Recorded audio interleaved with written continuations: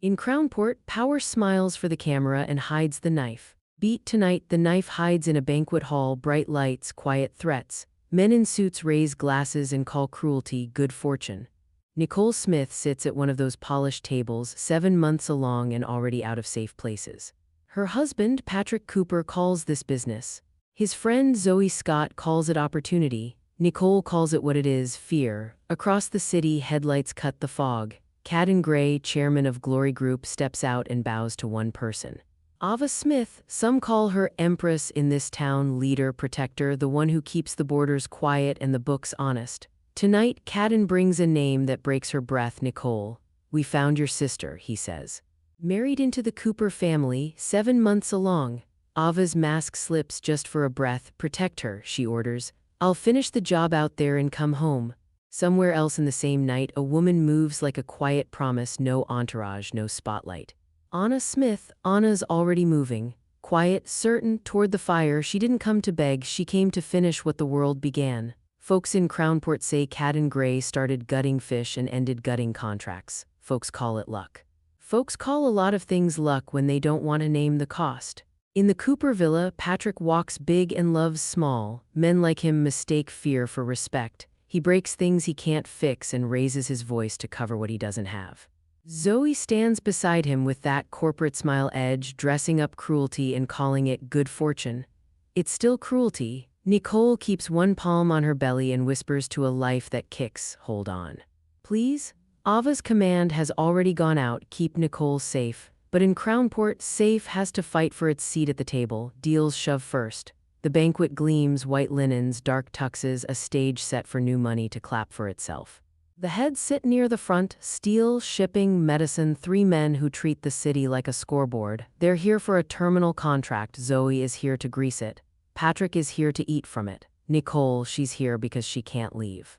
Zoe leans to the heads. Tonight has to move, she whispers. No surprises, and for luck, her eyes land on Nicole. A head chuckles, another raises a brow. The third doesn't look at Nicole at all. In rooms like this, silence does the dirty work. The quiet says, go ahead. The quiet says she doesn't count. Patrick touches Nicole's arm too tight. Be good, he says. Smile, she tries, then her hand moves to her belly again, tight. She breathes through it, eyes on the door that isn't open. Then the room shifts.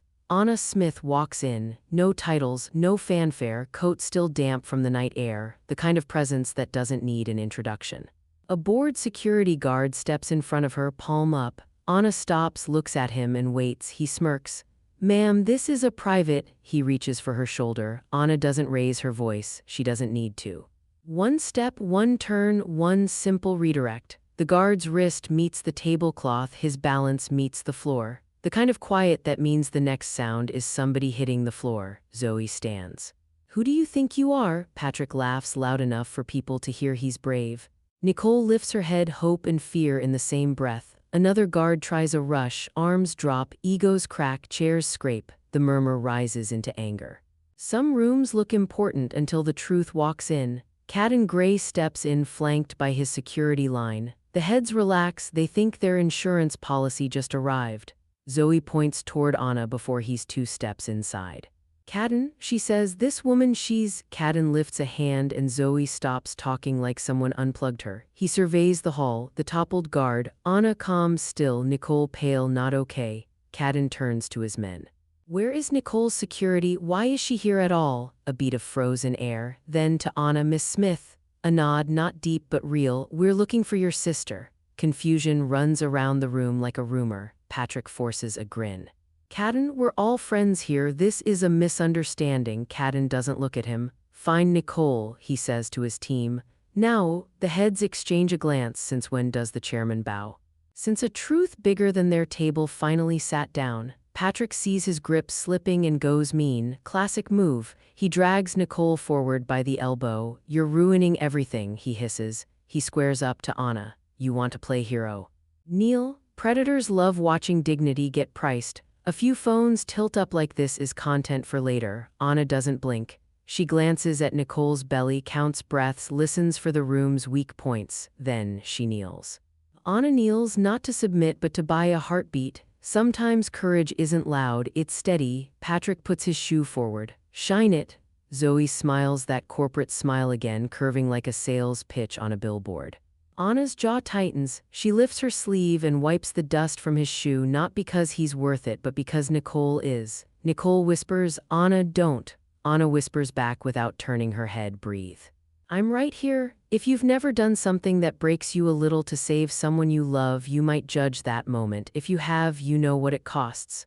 Patrick leans in close, voice sticky. "Good girl. Now crawl." Anna slowly starts forward, the room watching like it's a game. Then something changes in the air. Radios crackle at 2 different doors. The villa's empty. Nicole isn't there. Silence, then confusion. Then fear, only this time not Nicole's. Kaden turns hard. "Who moved her?" Zoe stammers. Patrick shrugs. The heads look anywhere but at the truth. Kaden to his detail. "Bring me the car, find Amy Watson." Now, a door in a dark hallway, 3 locks, 1 smell, wet earth and old fear. Amy Watson stumbles out, wrists rubbed raw, voice scraped thin. She blinks into the light and grabs Nicole, pulling her close. "My girl," she cries.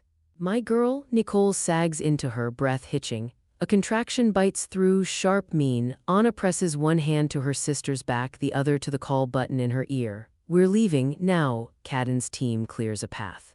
For once, the city moves for the right people. Hope takes its first breath, and then the trap springs somewhere else. Back in the hall, Patrick wants the night back. He wants control back. He wants the narrative back because men like Patrick only feel big when someone else feels small. He swaggers toward the heads. "Gentlemen, this little scene irrelevant. We can still." One of the heads cuts him off with a flat palm.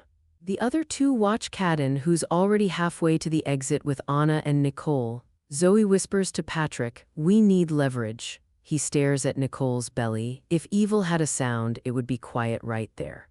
When a man who craves control starts losing it, he doesn't ask how to be better. He asks where he can take more. They move Nicole through service halls, less gold, more truth.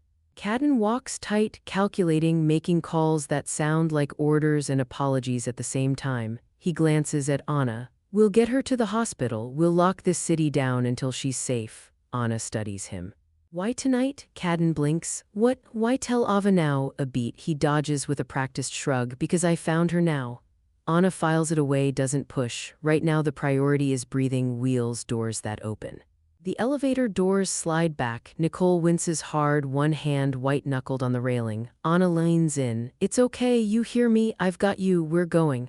A convoy hits the street. Kaden's lead SUV chews traffic. Anna rides in back with Nicole and a medic. Amy Watson holds Nicole's free hand and prays out loud like she's stitching a net underneath them. They rush through sliding doors. White light, blue scrubs, quick questions, blood pressure, contractions, allergies. Anna answers what Nicole can't. "Stay with me," Anna says. "You keep breathing, I keep talking." "Deal?" Nicole nods, jaw clenched. "Deal?" For a moment, a small, stubborn moment, it looks like safe might win. Back at the banquet, Zoe tries to paint a smile over a car crash. She offers the heads new numbers, new favors, new luck. The heads are listening, sure, but with one ear to the door. The mood's off. The floor feels tilted now. Patrick returns with a tie re-knotted and a face that says damage control. He tells the heads about that terminal contract. One head says, "We'll see what Kaden wants." The second says nothing. The third scrolls his phone like he's not there. When power shifts, even the boldest suits grow very interested in their phones. Zoe pulls Patrick aside. "You want this to stick, you need something they can't ignore." He looks at her like a man who thinks can't ignore and can't forgive are the same tool.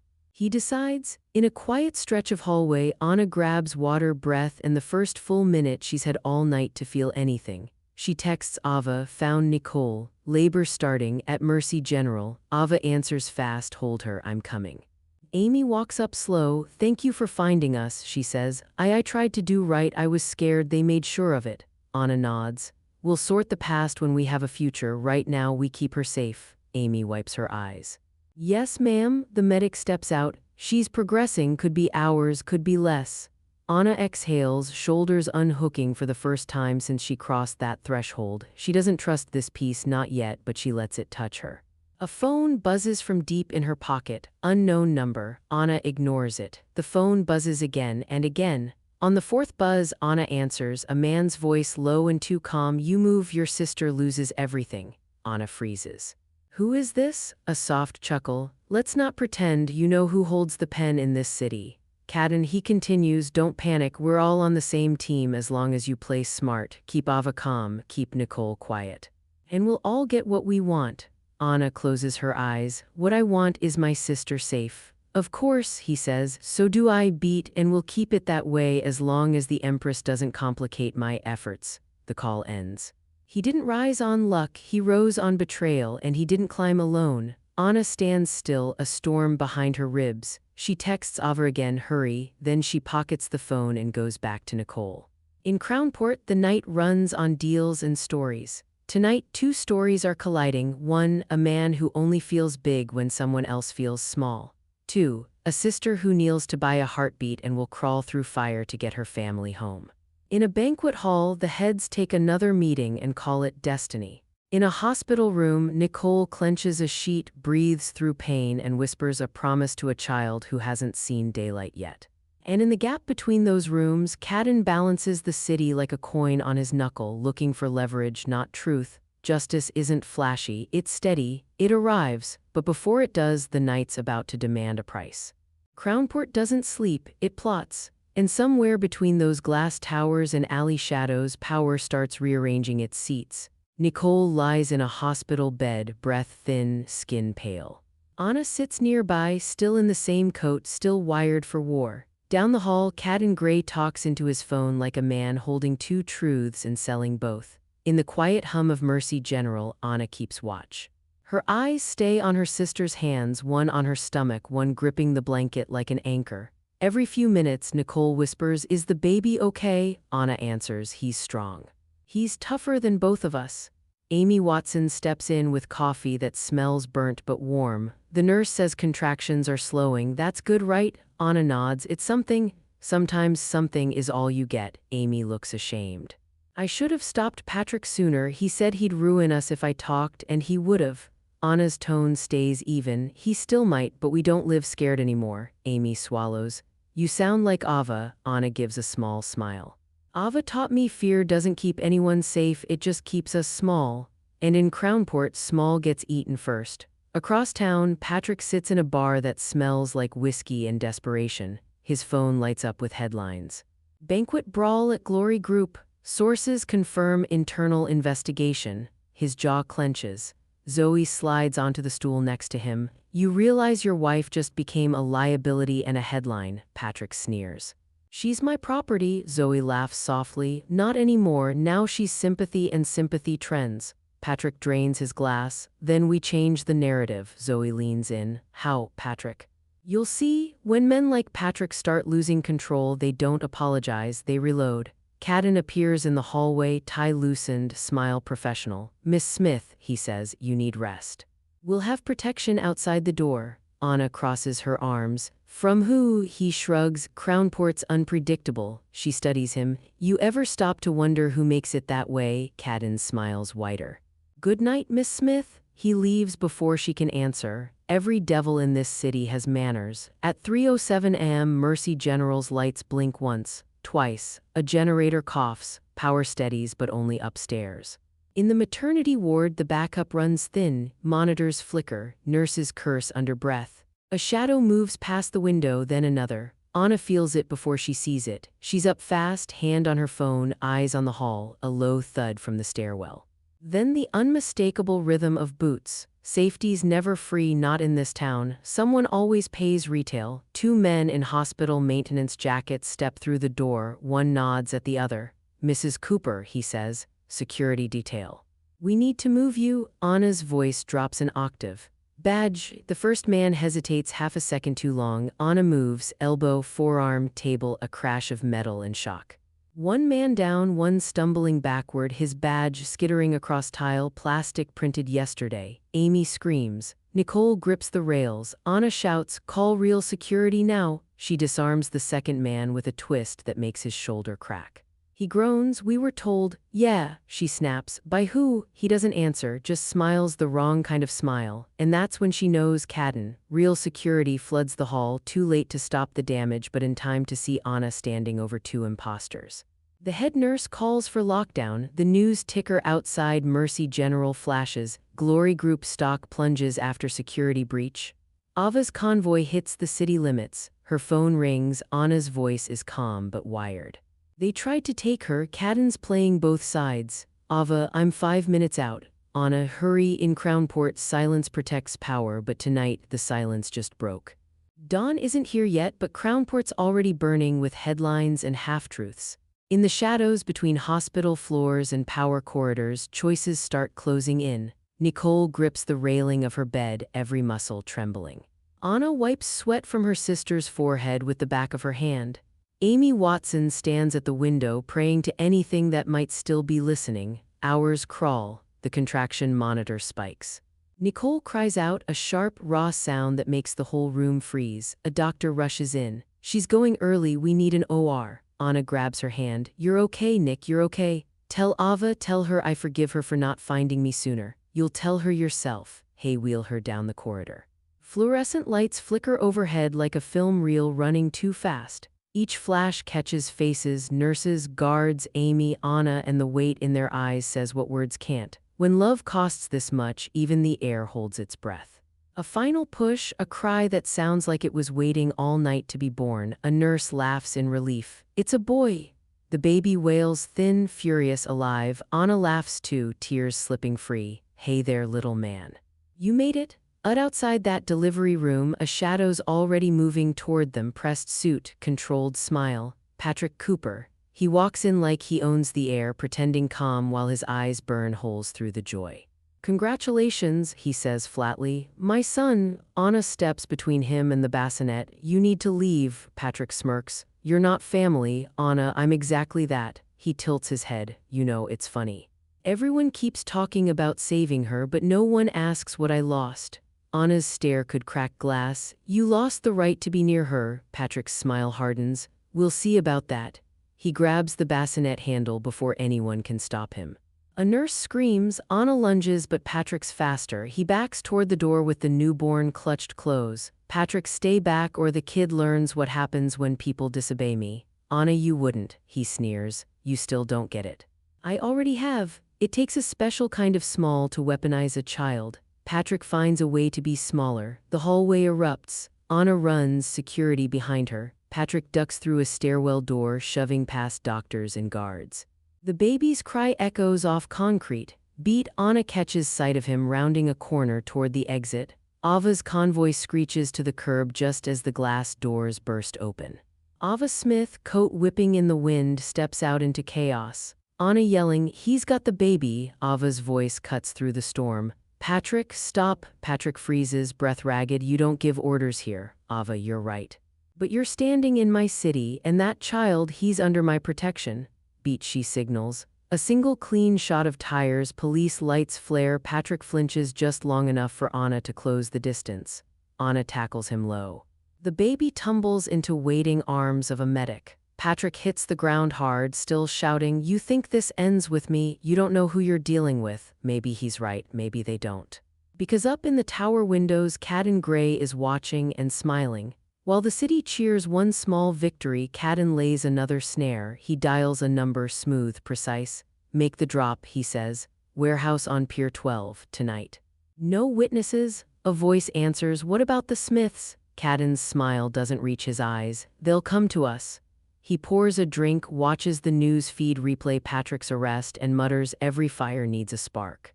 Thank you, Patrick. He didn't rise on luck, he rose on betrayal, and he didn't climb alone. Back at Mercy General, Nicole lies still, weak but conscious. Anna sits beside her, exhausted but unbroken. Ava stands by the window, her silhouette framed in the rain-soaked glow. A phone buzzes on the tray. A single message, Pier 12, come alone. Ava reads it once, then looks to her sister. Anna shakes her head. It's a trap. Ava's voice drops. I know, but traps tell you who's afraid. Some wars don't wait for dawn. Pier 12 smells like salt and rust. One light bulb buzzes overhead, swinging from a beam. Kaden Gray stands under it, sleeves rolled up, calm as a confession. Behind him, 2 armed guards, crates labeled Glory Group. Ava steps into the light. You used my sister, you put her in danger to get to me. Kaden smiles. Don't act shocked, you built this city the same way I did, deal by deal, compromise by compromise. I just learned faster. Ava, you learned greed. Kaden, I learned survival. He gestures to the shadows. Where is she anyway? Anna, was it always so dramatic? Right on cue, the back door creaks open. Anna appears soaked, tired, but still steady. Nicole, fragile but determined, follows 2 steps behind, a hand on her bandaged side. Ava, furious whisper, you shouldn't be here. Nicole, neither should he. Kaden claps slowly. Touching, really, but you're too late. A flash, gunfire tears the quiet. Anna spins, pulling Nicole behind her, but a single round finds its mark. Nicole gasps, clutching her side. Ava screams her name. She stumbles forward, reaching for Ava's hand. Your strength, she whispers, voice thin as air. It needs blood to heal. We're sisters. Use mine. Ava, no, stay with me. Nicole. Tell him I love him. Her hand presses against Ava's chest, over her heart. Her blood meets Ava's broken strength like a key in an old lock. Light flares, harsh white like lightning in a bottle. Kaden's guards back away, shielding their eyes. When the glare fades, Ava is standing taller, eyes clear, purpose restored. She walks toward Kaden with calm finality. You mistook mercy for weakness, she says. Kaden sneers, you can't touch me. Ava, I don't have to. Police sirens wail outside as officers flood the pier. Kaden's empire crumbles in real time. Morning finally reaches Crownport. The rain stops, the headlines switch, and somewhere between the ruins of power and the hum of ordinary life, the truth starts breathing again. Pause. Nicole Smith is gone. Her name runs across every newsfeed. Crownport woman dies saving sister in gang crossfire. But the story doesn't tell the whole thing, it never does. Kaden Gray's empire crumbles in a day, the stock drops like a stone. Boardrooms clean house, reporters dig until the rot shows. He's led away in cuffs, face tight, trying to look unbothered. But cameras don't lie, his confidence is gone. Patrick Cooper is charged for assault, extortion, and the attempted kidnapping of his own child. The same people who once toasted his good fortune now whisper his name like a warning. Zoe Scott vanishes, some say fled the country, some say she cut a deal. Doesn't matter. The city stopped caring about her kind of luck. The banquet of wolves finally ran out of meat. In the weeks that follow, Ava Smith doesn't give speeches. She works, quietly, consistently. The same banquet hall that once traded people for power now smells like fresh paint and clean sheets. It's called the Haven now, a shelter for women starting over. On the front wall, above the new doors, hangs an old spear. She keeps the spear on the wall not as a threat, as a reminder. Every plaque, every form, every key pass to a new resident says the same 3 words. You are safe. Ava walks those halls at night, sometimes with the baby in her arms. He grips her necklace and coos at the sound of the waves outside. That's the sound of a city learning mercy again. Amy Watson volunteers every morning at the Haven. She mops floors, cooks breakfast, fixes what she can, and never asks for praise. Someone once asked her why she does it. She said, because somebody's got to clean up what fear leaves behind. Redemption doesn't happen all at once. It's 1,000 small choices to be better when no one's watching. Amy keeps making them. NNA lives in a small apartment above the East Pier now. The baby Eli sleeps in a crib beside her bed. Sometimes he cries, sometimes he laughs, sometimes he stares at the ceiling like he's already dreaming of better things. Anna rocks him through the sleepless hours, whispering stories that used to belong to her and Nicole. About fishing docks, summer light, and the promise they made as kids. We look out for each other. Always. When the waves crash outside, she tells Eli, that's your mama saying goodnight. She doesn't cry when she says it, not anymore. She just smiles, tired, proud, alive. Every Sunday, Ava walks the pier before dawn. She stops at the edge of the dock where the water meets the light and waits. Right on time, Anna appears, baby in one arm, coffee in the other. They don't say much, they don't have to. Ava, he's getting big. Anna, yeah. Strong like his mom. Ava, you doing okay? Anna, some days, but the baby, he makes the world quieter. They watch the sunrise. Crownport glows like gold washed clean. Ava, you ready? Anna. Always. There's no magic for grief. There's only the work of living. Sometimes power tosses people like dice. But family puts the table back on its legs. If someone you love is in danger, don't look away. Call a hotline. Call a friend. Call the door you can trust. Beginning again is hard, staying is harder, but even from nights like this, from loss and fear and the long silence that follows, something still rises. Hope can rise even from the darkest times. Morning finally reaches Crownport. The rain stops, the headlines switch, and somewhere between the ruins of power and the hum of ordinary life, the truth starts breathing again. Nicole Smith is gone. Her name runs across every newsfeed. Crownport woman dies saving sister in gang crossfire. But the story doesn't tell the whole thing, it never does. Kaden Gray's empire crumbles in a day, the stock drops like a stone.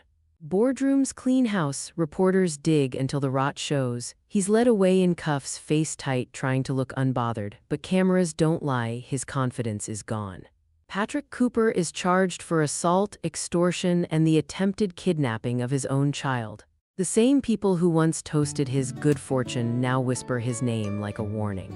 Zoe Scott vanishes, some say fled the country, some say she cut a deal. Doesn't matter. The city stopped caring about her kind of luck. The banquet of wolves finally ran out of meat. In the weeks that follow, Ava Smith doesn't give speeches. She works, quietly, consistently. The same banquet hall that once traded people for power now smells like fresh paint and clean sheets. It's called the Haven now, a shelter for women starting over. On the front wall, above the new doors, hangs an old spear. She keeps the spear on the wall not as a threat, as a reminder. Every plaque, every form, every key pass to a new resident says the same 3 words. You are safe. Ava walks those halls at night, sometimes with the baby in her arms. He grips her necklace and coos at the sound of the waves outside. That's the sound of a city learning mercy again. Amy Watson volunteers every morning at the Haven. She mops floors, cooks breakfast, fixes what she can, and never asks for praise. Someone once asked her why she does it. She said, because somebody's got to clean up what fear leaves behind. Redemption doesn't happen all at once. It's 1,000 small choices to be better when no one's watching. Amy keeps making them. NNA lives in a small apartment above the East Pier now. The baby Eli sleeps in a crib beside her bed. Sometimes he cries, sometimes he laughs, sometimes he stares at the ceiling like he's already dreaming of better things. Anna rocks him through the sleepless hours, whispering stories that used to belong to her and Nicole. About fishing docks, summer light, and the promise they made as kids. We look out for each other. Always. When the waves crash outside, she tells Eli, that's your mama saying goodnight. She doesn't cry when she says it, not anymore. She just smiles, tired, proud, alive. Every Sunday, Ava walks the pier before dawn. She stops at the edge of the dock where the water meets the light and waits. Right on time, Anna appears, baby in one arm, coffee in the other. They don't say much, they don't have to. Ava, he's getting big. Anna, yeah. Strong like his mom. Ava, you doing okay? Anna, some days, but the baby, he makes the world quieter. They watch the sunrise. Crownport glows like gold washed clean. Ava, you ready? Anna. Always. There's no magic for grief. There's only the work of living. Sometimes power tosses people like dice, but family puts the table back on its legs. If someone you love is in danger, don't look away. Call a hotline. Call a friend. Call the door you can trust. Beginning again is hard, staying is harder, but even from nights like this, from loss and fear and the long silence that follows, something still rises. Hope can rise even from the darkest times.